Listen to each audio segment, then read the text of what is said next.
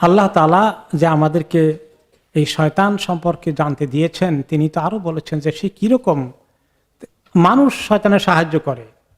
কারণ শয়তানের পরিকল্পনা বাস্তবায়ন করতে গেলে শয়তানের সাহায্য হয়ে যায়।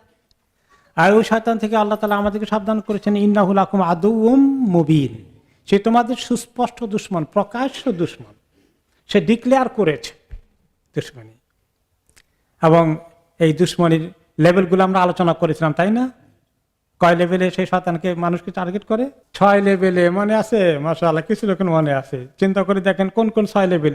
1 নম্বরে শিরক এবং কুফর, 2 নম্বরে বিদআত, 3 নম্বরে কবিরা গুনাহ, 4 নম্বরে সগীরা গুনাহ, 5 নম্বরে মুবাহ কাজে ব্যস্ত রাখা যাতে নেকির কাজ না করতে পারেন, 6 নম্বরে নেকি যেখানে বেশি হবে ওটা থেকে সরাই এনে কম নেকির কাজে লাগাবে, তাতেও তার লাভ আছে।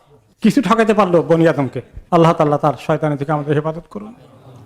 নাউযু বিল্লাহি মিনাশ শাইতানির রাজিম।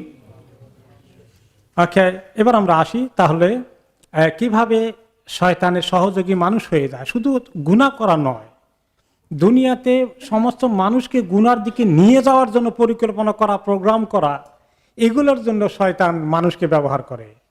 মানুষ একলা শুধু গুনাহ করে না, গোটা জাতিকে দিনের বিরুদ্ধে নিয়ে যাওয়ার রাস্তা শিখিয়ে দেয় কিছু মানুষকে ধরে, যে তারা শুধু একলা জাহান্নামে যাবে না, ওদের মাধ্যমে মানুষকে দিয়ে এমন প্ল্যান, প্রোগ্রাম, পরিকল্পনা করবে যাতে গোটা উম্মতকে কি করা যায়, টেনে নেওয়া যায়।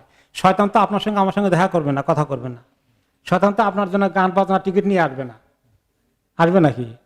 এগুলো কে নিয়ে আসে? মানুষ। এই মানুষগুলো কি শয়তানের চালা, এরা সব শয়তানের সাহায্যকারী, শয়তানের সাহায্যকারী। তো আল্লাহ আফসোস করে বলেন, আহারে মানুষগুলো শয়তানের সহকারী হয়ে গেল, তার সাহায্যকারী হয়ে গেল, তার দলভুক্ত হয়ে গেল, আমার বিরুদ্ধে প্লট করলো। আল্লাহ তাআলা বলছেন যে আলা রব্বিহি দহিরা, যে তার রবের বিরুদ্ধে গিয়ে লাগলো, রবের দুশ্মনী করতে যায়। আজকে ইসলামের বিরুদ্ধে যে দুশ্মনী করে তথাকথিত মুসলিম, সে কার সাহায্যকারী হলো? শয়তানের।